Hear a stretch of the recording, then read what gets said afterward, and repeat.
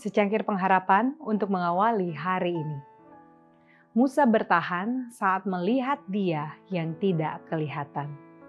Ibrani 11 ayat 27 mengatakan, "Karena iman, maka ia telah meninggalkan Mesir dengan tidak takut akan murka raja. Ia bertahan sama seperti ia melihat apa yang tidak kelihatan."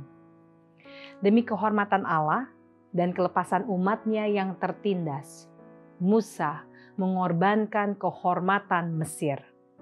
Kemudian dalam suatu makna yang khusus, Allah mengambil alih pendidikannya. Ia masih harus mempelajari pelajaran bergantung atas kuasa ilahi. Ia salah menduga maksud Allah. Pengharapannya ialah melepaskan Israel dengan kekuatan senjata. Untuk hal itu, ia mempertaruhkan segala sesuatu dan gagal. Dalam kekalahan dan kekecewaan, ia menjadi seorang buronan dan orang buangan di negeri asing.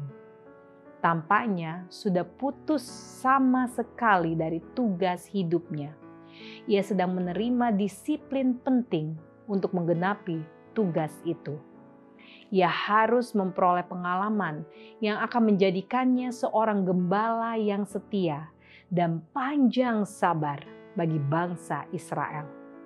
Dalam kesederhanaan yang keras di padang gurun, Musa memperoleh apa yang menyertainya sepanjang tahun-tahun kerja keras dan beban hidupnya, suatu pengertian akan kehadiran pribadi ilahi. Ketika salah mengerti dan salah memberi gambaran, ketika dipanggil untuk menegur dan mencela, ketika menghadapi bahaya dan kematian, ia dapat bertahan, sama seperti ia melihat apa yang tidak kelihatan. Musa berdiri lebih tinggi dalam hikmat dan keikhlasan daripada semua raja-raja dan negarawan-negarawan dunia. Ia murah hati, berbudi luhur, seimbang. Ia tidak bercacat dan kualitasnya tidak hanya setengah berkembang. Ia dapat dengan sukses mendesak sesamanya manusia karena hidupnya sendiri merupakan suatu gambaran hidup dari menjadi apa bisanya manusia itu dan mengerjakannya dengan Allah sebagai penolongnya. Ia berbicara dari hati, dan itu mencapai hati. Saudaraku yang kekasih di dalam Kristus, Musa terampil dalam pengetahuan, namun sederhana bagaikan seorang anak dalam manifestasi simpatinya yang dalam. Dikaruniai dengan naluri yang luar biasa, ia dapat menimbang dengan segera segala keperluan semua orang yang mengelilingi dia.